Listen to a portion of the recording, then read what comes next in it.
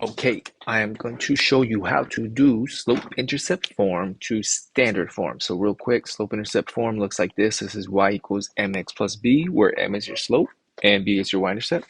And standard form looks like this, where it's ax plus by equals c. All right, now let's go ahead and jump into it. So this is the equation I'm going to take. I'm going to make it look like this right here. All right, so let me go ahead and here are my steps. Ooh, steps, not steps. Here's step one, move x and y to the same side. So we got to do that first.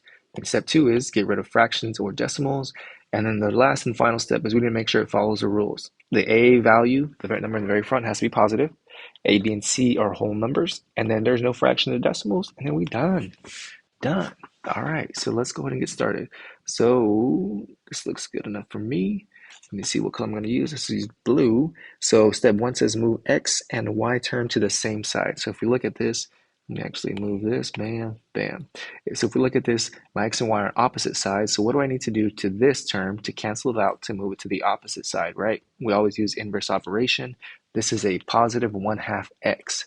So I'm going to subtract 1/2 x, but what I do to one side, I must do to the other side, minus 1/2 x. And then let's rewrite what we got.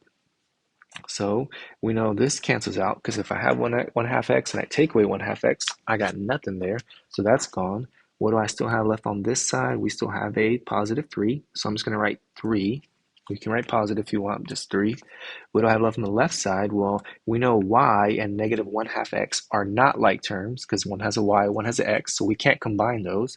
So now we want to rewrite them as negative 1/2 x plus y. And the reason why I write plus y is because this y right here doesn't have a minus sign in front, so it's a positive. All right, next. Here's what we need to do next. We need to follow the steps. Step 2 says get rid of fractions or decimals. Now, if you look at this right here, I do have a fraction. I have a negative 1/2 x. So, sorry, it's a 1/2 x, but it's a negative. Now, in order for us to get rid of this fraction is we need to take whatever numbers in my denominator down here, and we have to multiply to cancel it out. So here's what we do. Get my blue again. So I need to multiply this. I'm actually going to multiply it by a negative 2, and I'll explain why in a minute. Multiply by a negative 2, but what I do to one side, I must do to the other side. Bam. Now, if you don't remember, this is called distributive property right here. So we have two terms inside. I need to multiply this negative 2 to each one. When I multiply this negative 2 to this here, what happens is a negative times a negative is a positive, so that cancels out. When we have 2 times 1/2, that's actually just going to give me 1x. Bam. So now I got rid of my negative and I got rid of my fraction. All right, next, negative 2 times y. Well, negative 2 times y is just going to be a negative 2y equals, and then we have on the right side, negative 2 times 3, that's going to be a negative 6. And then we have to make sure we follow the rules, right? Here's the last step. Is a positive? A is always a number in front of your x. A is a positive value, check. Boom.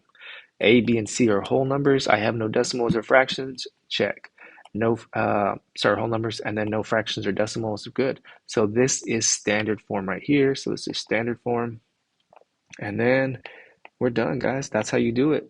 So if I went too quick, let's recap. Move x and y to the same side. Get rid of fractions or decimals. The way you do that is whatever number's in the bottom, your denominator, you have to multiply that on the outside to each thing, okay? And then you make sure it follows the rules. Bam.